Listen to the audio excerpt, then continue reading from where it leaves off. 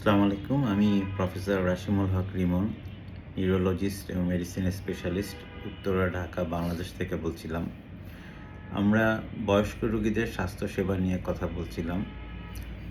আমরা বলছিলাম যে জেরিয়াট্রিক মেডিসিন বা বয়স্ক রোগীদের স্বাস্থ্যসেবা হচ্ছে সেই ধরনের একটা মেডিকেল স্পেশালিটি যেখানে বয়স্ক রোগীদের অর্থাৎ যাদের বয়স 65 বছরের বা তার থেকে বেশি তাদের বিভিন্ন স্বাস্থ্য সমস্যা নিয়ে আলোচনা করা হয় অথবা এই সমস্যা নিয়ে যারা ডিল করে সেই সমস্ত ফিজিশিয়ানদের বা ডাক্তারদেরকে বলা হয় জেরিয়াট্রিশিয়ান।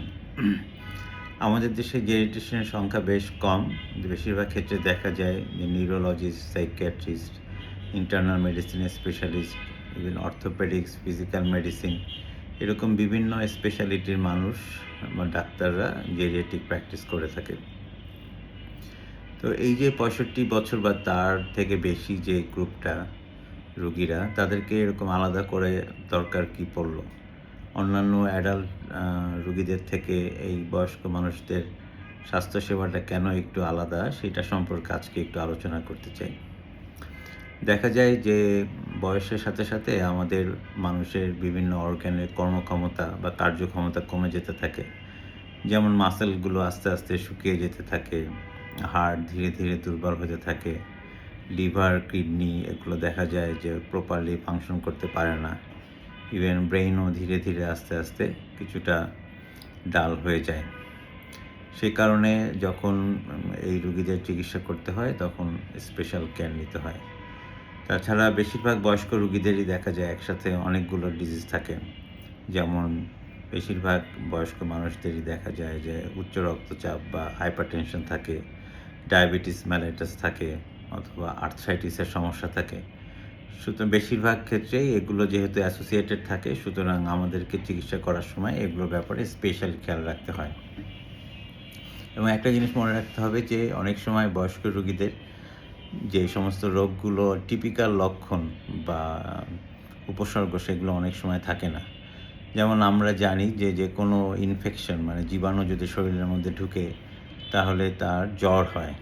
কিন্তু দেখা যায় যে বয়স্কদের ক্ষেত্রে এই যে জ্বর, এই জ্বরের লক্ষণ ছাড়াও বডিতে ইনফেকশন থাকতে পারে। সুতরাং আমরা যদি ওইটা মাথায় না রাখি তাহলে অনেক সময় আমরা রোগীর যে ইনফেকশন হয়েছে এই জিনিসটা আমরা ভুল করতে পারি এবং রোগীর চিকিৎসাটা ভুল হতে পারে। এছাড়া বয়স্কদের ক্ষেত্রে অনেক সময় দেখা যায় যে যেমন হার্ট অ্যাটাক।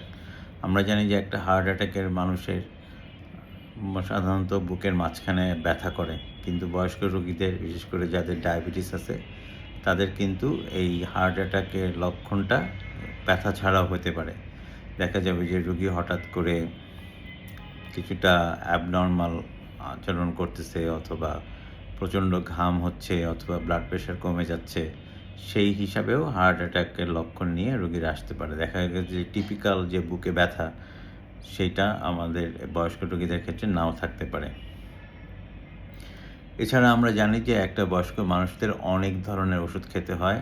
দেখা যায় যে 5টা বা 5টার বেশি ওষুধ যখন একটা মানুষ খায় তখন আমরা সেটাকে বলি পলিফার্মেসি।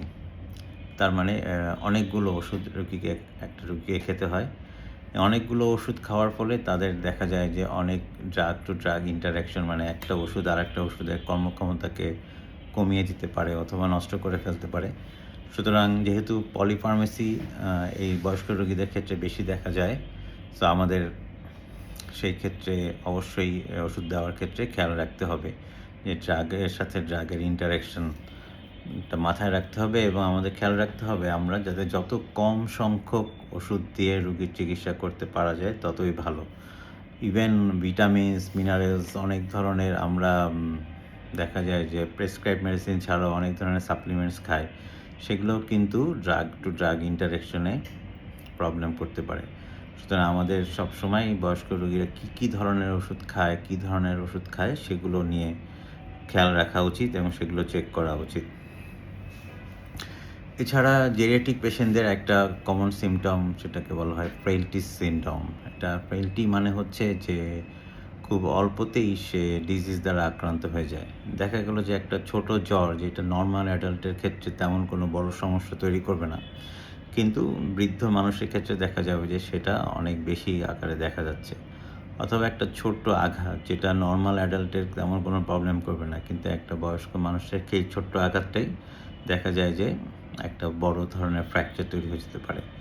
এই যে আ অল্প আ আঘাতেই অল্প ইনসাল্টেই একটা মানুষ রোগাক্রান্ত হয়ে পড়ে বয়স্ক আর যখন বয়স বেশি থাকে, সেটাকে আমরা বলি হচ্ছে ফ্রেইলটি সিনড্রোম। সুতরাং আমাদেরকে একটা মানুষ ফ্রেইলটি সিনড্রোমে ভুগছে কিনা সেই জিনিসটাও বয়স্ক রোগীদের চিকিৎসা করার ক্ষেত্রে খেয়াল রাখতে হবে। এছাড়া আমরা জানি যে এদের ধীরে, ধীরে মস্তিষ্ক অনেক সময় কর্মক্ষমতা হারিয়ে ফেলে এবং তাদের দেখা যায় স্মৃতিশক্তিতে প্রবলেম হয়, মনোযোগটা চলে যায়, ফ্রিকোয়েন্টলি ভুলে যায়। সুতরাং এটা একটা স্পেশাল প্রবলেম। এছাড়া দেখা যায় যে তারা ফ্রিকোয়েন্টলি পড়ে যাওয়ার টেনডেন্সি থাকে এবং ধীরে, ধীরে তারা সোশ্যাল ইন্টারেকশন করতে এবং দৈনন্দিন কার্যক্রম চালিয়ে যেতে তাদের কষ্ট হয় বা ব্যাহত হইতে পারে। সো এরকম অনেকগুলো প্রবলেম বয়স্ক রোগীদের ক্ষেত্রে থাকে যেগুলো স্পেশালি জেরিয়াট্রিক গ্রুপেই থাকে, নরমাল অ্যাডাল্ট পারসনের ক্ষেত্রে থাকে না। সেজন্যই এই জেরিয়াট্রিক সাবজেক্টটাকে নরমাল অ্যাডাল্ট মেডিসিন থেকে আলাদা করা হয়। যেমনিভাবে শিশুদের ক্ষেত্রে পেডিয়াট্রিক ডাক্তাররা শিশু রোগীদের চিকিৎসা করে, সেরকমভাবে 65 বা তার উপরের মানুষদেরকে জেরিয়াট্রিক স্পেশালিস্টরা চিকিৎসা দেয়। আজকে এই পর্যন্তই। পরবর্তীতে আমরা বয়স্ক মানুষদের বিভিন্ন যে স্বাস্থ্যসেবা সমস্যা সেগুলো নিয়ে আলোচনা করব। ধন্যবাদ।